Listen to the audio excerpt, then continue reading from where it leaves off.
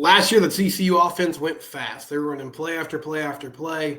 Was it beneficial? Do they need to change up the tempo this year? We'll talk about it next here on Locked On Horned Frogs, your team every day. You are Locked On Horned Frogs, your daily podcast on the TCU Horned Frogs, part of the Locked On Podcast Network, your team every day.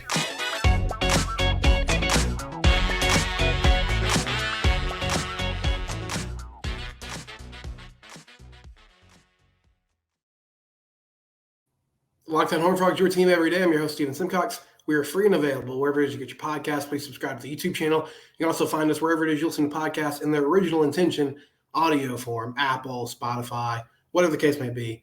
Subscribe on those platforms. Give me a rating. Give me a review. I would appreciate it.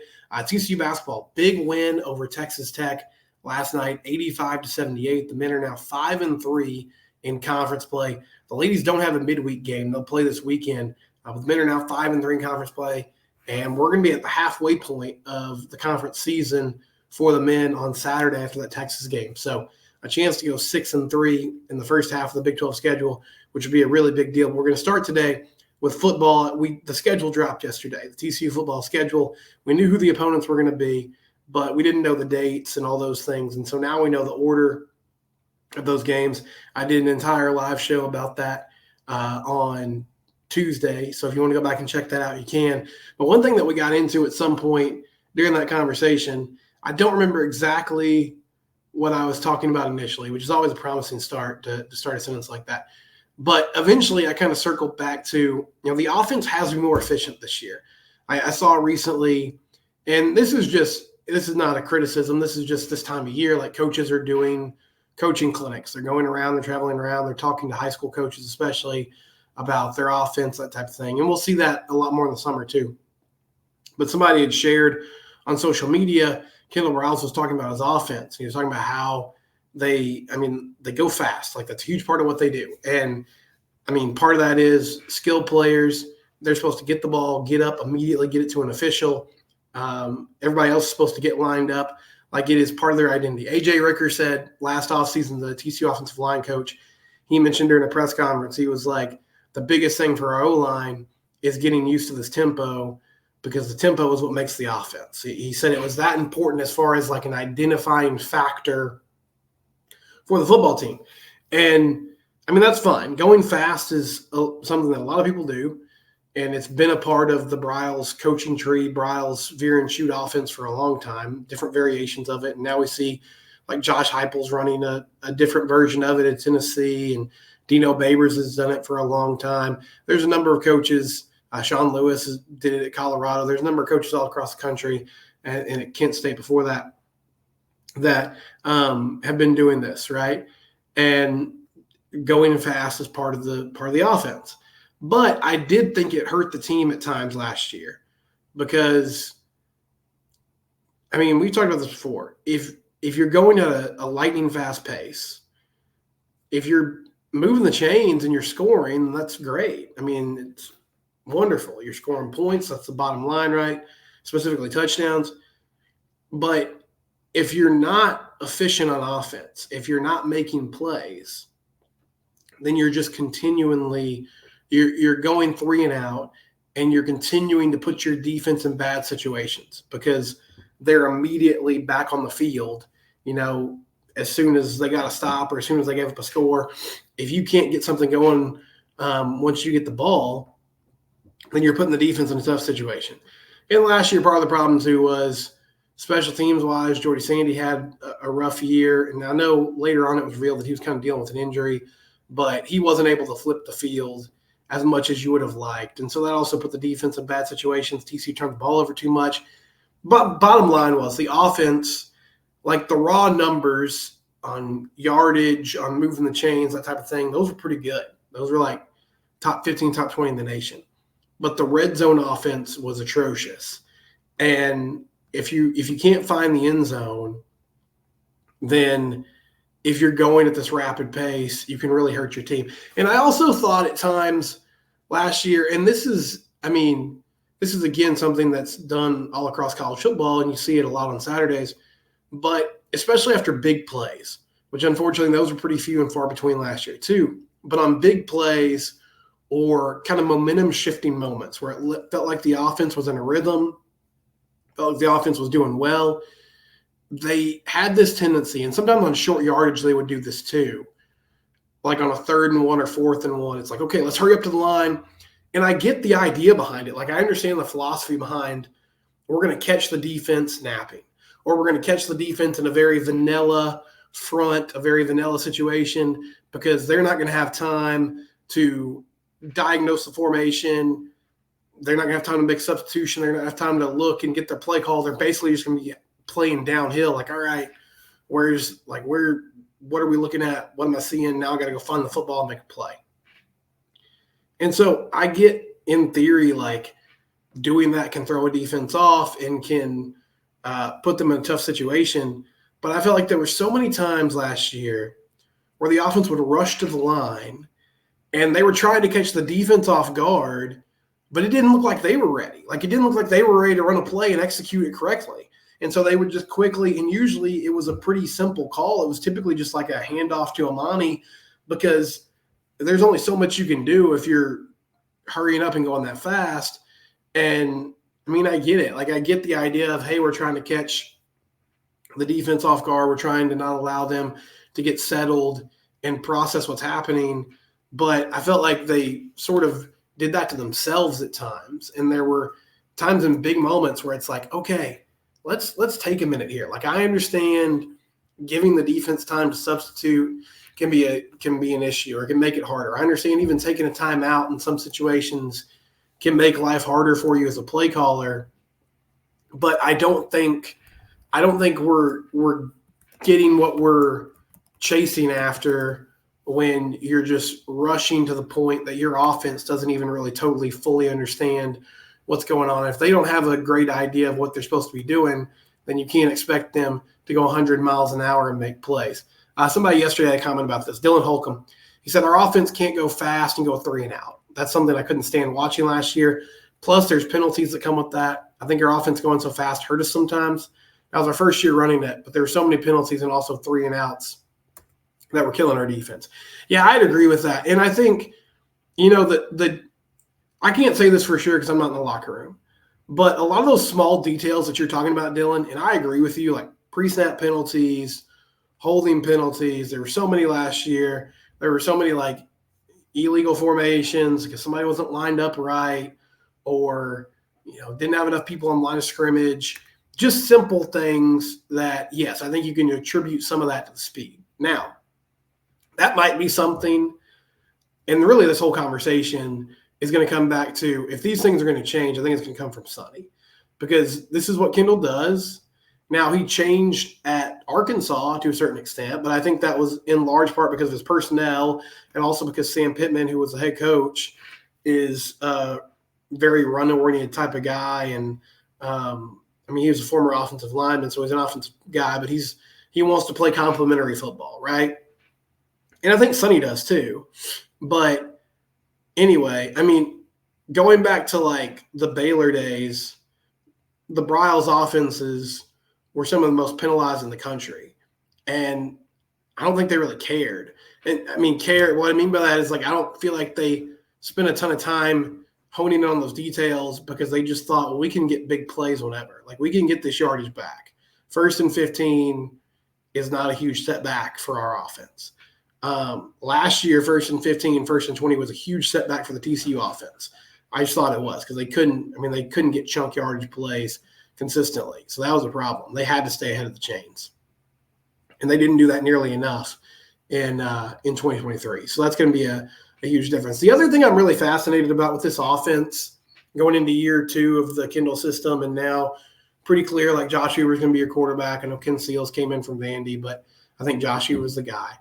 I wonder what their run and pass splits are going to be this year, because when Josh came in last season, they kind of abandoned the run game. They went to a lot of quick passes, and I know that's what Josh did in high school at Rockwall Heath. Like, he was in an offense that threw the ball all over the place, but they went to, the horizontal passing game, screens, bubble stuff, stop routes. Like, let's just get the ball out quickly. and they were throwing it all over the place. I mean, you look at the numbers.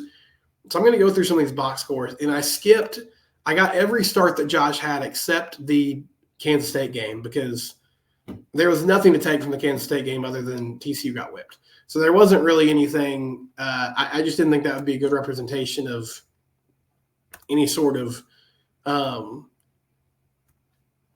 standard or any sort of precedent moving forward because they just got beat so badly that it didn't really matter. They were behind that whole game. But every other start that you look at, I mean, against BYU, they threw the ball 58 times and they ran the ball 27 times. And, of course, that one could have been situational because it was Josh's first start. And so I'm sure BYU came into that game and they were like, okay, we got to stop Amani Bailey. TCU's going to run the ball a lot. And so they loaded up to do that. And then Kendall and TCU decided to throw over the top of them. But a crazy amount of attempts, 58 attempts in that ball game and 27 rushes. Against Texas Tech, 52 passing attempts, 26 rushing attempts. Now, against Texas, it was pretty balanced. 36 passes, 28 rushes, which is funny because before that Texas game, I remember saying, I was like, they're not going to be able to run the ball on this interior front. And they didn't have like a lot of chunk plays, but Amani had 4.7 yards per carry. He had 98 yards overall. They did enough through the ground, and they kind of slowed down the pace in the second half of that ball game, and they were effective scoring some points and making that a game. And then did I already go over the Texas Tech numbers? Yeah, I did. Texas against Oklahoma, threw the ball 58 times, only ran the ball 29 times. Of course, a big part of that was, they were behind in that game big, and so they had to throw the ball to get back in the ball game. And then against Baylor, 33 passing attempts. Well, 29 passing attempts for Josh. Chandler came in late and had 4, but 30 rushing attempts. So that was their most balanced attack. And I think a big part of that was Baylor was a bad team. Their defense wasn't very good, and so they could run the ball effectively. But I wonder what that's going to look like this year because, I mean, I know Sonny talked last season about how they wanted to run the football. And that was one of the things he learned through his different stops throughout his career, but especially that time at Cal where he wasn't super successful. He said one thing that, he kind of figured out was I have to be able to run the football effectively. Like that just has to be part of what we do. And I mean, Kendall, in large part through his career, has wanted to run the ball and has done that effectively as a play caller. So I think it's still going to be a huge part of what they do.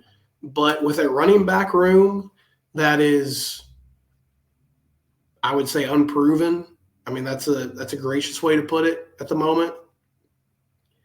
And the other thing that's fascinating is the O-line, a lot of the O-line transfers they brought in graded out much higher in pass blocking than run blocking. Now, I mean, I would say run blocking grades are a little trickier because I think even for Pro Football Focus, like there's a level of you don't know what everybody's assignment is on certain plays.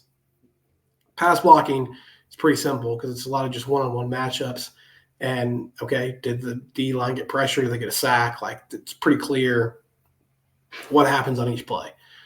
But they got a lot of guys that graded out a lot better in pass blocking than run blocking. And, I mean, I would say for most offensive linemen, like I guess if you're a left tackle and you're facing a really good edge rusher, I personally think it's a lot easier to pass block than run block because your quarterback can move around, can help you out. You have a good feel for what's going to happen on every play. You don't have to get a push and like throw somebody 5 yards down the field. You just have to keep them from getting across your face or getting off the edge and getting a sack.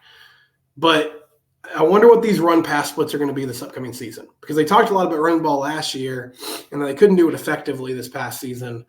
And so when Josh got in the game, they just sort of went to a kind of, all right, let's go to a true air raid, sling it around, quick passing game, and hope for the best. So what changes are we going to see on the TCU offense? I hope there's more change in pace. I think there is a time and a place to go at a fast tempo.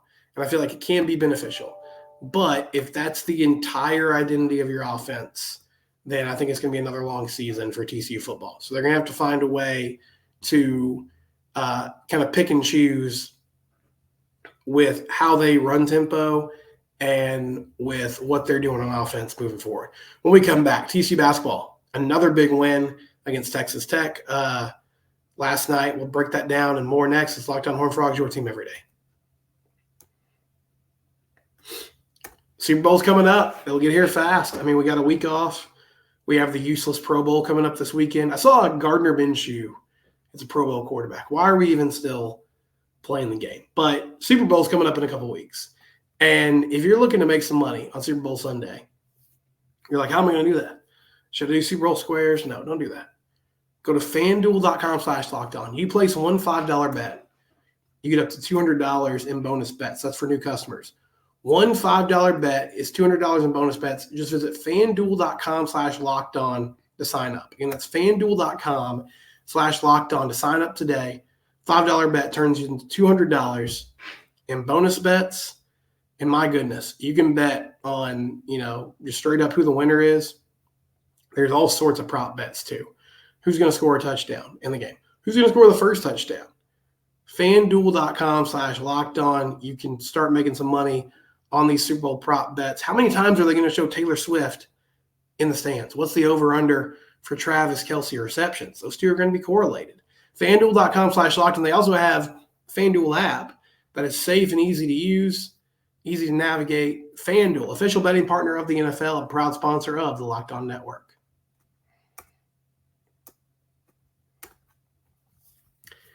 TCU basketball, they have now won 3 in a row.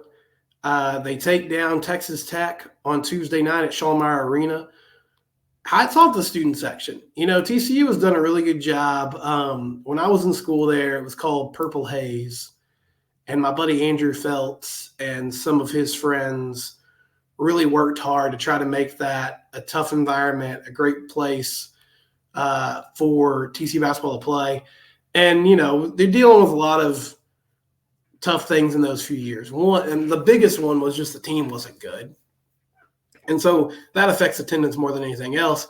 But then also the old DMC was a pretty rough scene as far as facilities go. Then you have the season at Wilkerson Grannis Arena, the high school gym. But the revamped Shaw-Meyer Arena has become a really good place, really good home court advantage. And hats off to the TCU Frog Army for making a point to try to make that a good atmosphere and a good environment. But Frogs win 85-78. Tech was number 1 in the conference coming into this ball game. They're 5-1. They're now 5-2. They got some good players. Pop Isaac, he ended up with 25 points. He can score the basketball. Warren Washington, I made this joke during the game on Twitter last night. Like, Warren Washington is one of the best bigs in the country when he plays TCU. He had a great game last year. He played at Arizona State last year. And, of course, that was TCU's first round opponent in the tournament. And he was fantastic in that ball game. He was really good last night. He ended up with 14 points on 6 of 7 shooting. But for TCU, the scoring was led by Trey Tennyson. 23 points. He played 35 minutes, 7 of 13 from the field, 4 of 8 from 3. Hit some big shots in the first half to kind of keep them in that ball game when the offense was struggling. And this team is just so deep, man. Last night, Avery Anderson didn't really have it going. Only 3 points in 16 minutes. Emmanuel Miller had a tough day. He scored 11 points, but 7 of those were from the free throw line. He was only 2 of 7 from the field. Jameer Nelson Jr. didn't have his best night. Only 10 points on 2 of 9 shooting. He was 2 of 2 from 3 and hit a big 3 late in the ball game to give the Frogs a 9-point lead. But you talk about 3 or 4 of your best scorers having an off night against a really good Tech team. Well, what happens? Trey Tennyson steps up, and he has 23. Micah Peavy had 18. He was 4 of 4 from three-point land. He was aggressive again. He just looks so confident with the ball in his hands right now, whether it's going to the rim, whether it's shooting the 3. Micah has really improved his game on offense, and then he ended up playing great defense, as he always does. Jacoby Coles looked the best that he has since coming back from injury. 4 of 5 from the field, 12 points, 4 of 4 from the free throw line down the stretch. It's a big free throws to seal that ball game.